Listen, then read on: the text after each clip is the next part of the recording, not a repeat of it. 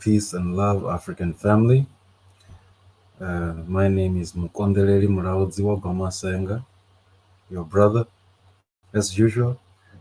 We're back again, and I noticed the previous video caused quite a stir, which is to be expected, quite controversial as some might say. Um, but I am doing this recording here to help us understand what is taking place. So a few hours ago, I posted the new logo for the channel and the new name. So welcome to Mlinzi Afrika. This is the new name. This is the new brand for the channel. Um, and you know, as I mentioned previously, the reason for the rebrand um, is really because I was made aware that there could possibly be a dispute in future regarding the brand Ubuntu Awakening. So, as I said, we cannot be stopped. We are moving right ahead. And yeah, that is our new name, Mlinzi Afrika. Tell me what you think of it. Um, Before I get further into that, let me just address something very quickly here. A question was raised. Let me not say a question, but rather a challenge was put forward to my previous video where I was talking about Elon Musk and white supremacy and right wing ideology globally. So the challenge was, Trump is the president of the United States. You need to stop talking about what you know very little about, blah, blah, blah. Now, here's the reality. I comment on geopolitics. Geopolitics means it is politics beyond just my locality. I'm concerned about power dynamics in the world. On this channel, we talk about geopolitics. In this channel, we talk about Pan-Africanism, which is related to geopolitics, which speaks to how, as Africans, we need to align ourselves geopolitically. Now, there was also the insinuation or the suggestion that maybe I just don't know. I just don't understand uh, what gaslighting means. It was put forward that, I should stop using concepts that I don't understand. And so, as a scholar, I don't mind a challenge. I say, let us look at the receipts, right? So, gaslighting, there was a suggestion that maybe I'm just using this word, because I'm just a radical or whatever. But let's look at gaslighting, what it actually means. So, this is the Merriam-Webster's dictionary. This is the Bible of the English dictionary, according to some. What do they say about gaslighting? Now, remember what I said in the previous video. White supremacists are going to come, they're going to do some wild stuff or say some wild stuff and then observe to see how you react. Wait to see the reaction, testing the waters. Now, I also said that white supremacists are going to do outrageous things, racist things, and then come back later to deny it. And that's why they will always do things that leave them with what I referred to earlier as plausible deniability. They can stand up and say, look, I said that, I did that signal, that symbolism, whatever. It didn't mean what you think it meant. Deniability, plausible deniability. So it can be argued whether or not, they are flashing white supremacy signs or whatever. So now, gaslighting. A comment from the previous video said, I don't know what I'm talking about. Here is the definition of gaslighting: a psychological manipulation of a person, usually over an extended period of time, that causes the victim to question the validity of their own thoughts, perception of reality, or memories, and typically leads to confusion, loss of confidence and self esteem, uncertainty of one's emotional or mental stability, and a dependency on the perpetrator. The colonial white supremacists would love for us to have a perpetual dependency on them, right? I mean, I'm just giving it to you. There it is in black and white. Um, this is gaslighting. This is what it means. And so when I talk about the gaslight of white supremacy, I'm not just using words I don't understand, folks. Not just using words I don't understand. Gaslighting is gaslighting. It can be in a personal relationship or it can be politically. And needless to say, white supremacists have been gaslighting us as Africans for years using various mechanisms, gaslighting us, making us question whether the reality we are seeing is the reality we're seeing. No, folks, your instinct was correct.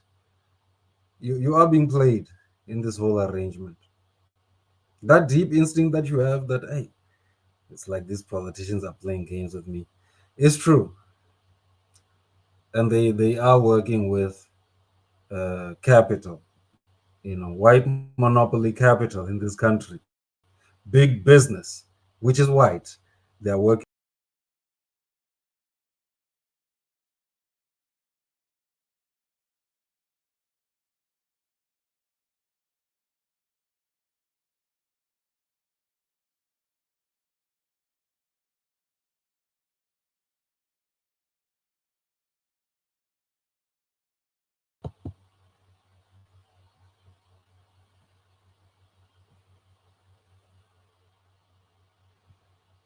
Hey, I don't know what happened there.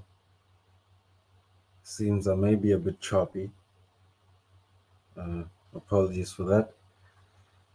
But yeah, folks, white supremacy. That's what we're talking about. So let us then talk about. So I just needed to address that first and foremost. This needed to be addressed. But let us go into what we really need to be talking about, this rebranding situation. Uh, Let me start by thanking you all for your support up to this point. Um, we are rebranding, as I mentioned earlier. The new name of the channel is Mlinzi Afrika, um, and yeah, the reason for the rebrand, as I mentioned earlier, is because there possibly was going to be a dispute at some point with some African people over this brand, and that's something I would rather not do as a Pan-Africanist. It's yeah, fighting with Africans is something I don't want to do except if it is absolutely necessary. So I've decided I will rebrand. I'll have a different name, different identity. The mission remain the same. The mission remain the same. The core values of the channel have not changed. We are just strengthening them.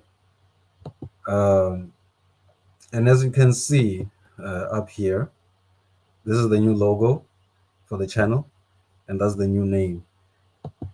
And we have to reaffirm our commitment to creating content that strengthens Africans, empowers Africans globally, as Pan Africanists, and connects Africans globally. That's the whole idea, you know.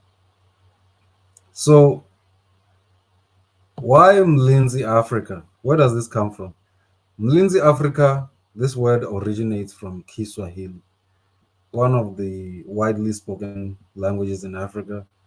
And this translates to a guardian or a protector. So if you go into Chivenda, the Chivenda language, which is my language, and now I get into linguistics now. When you put on my linguistics hat, if you go into Chivenda, the equivalent for Mlinzi is Molindi.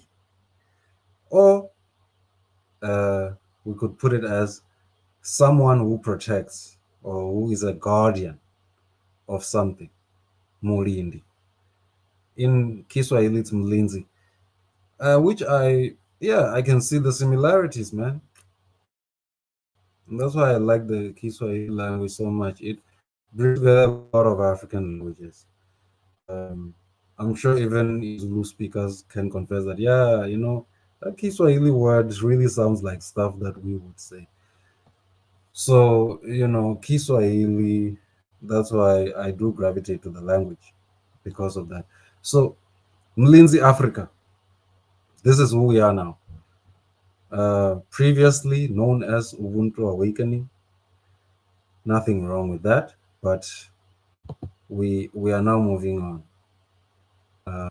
It's a different time. We have reached a different milestone, you know. So this name, um, Mlinzi Afrika,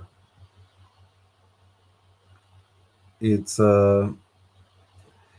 it reminds us. Okay, let me stop sharing.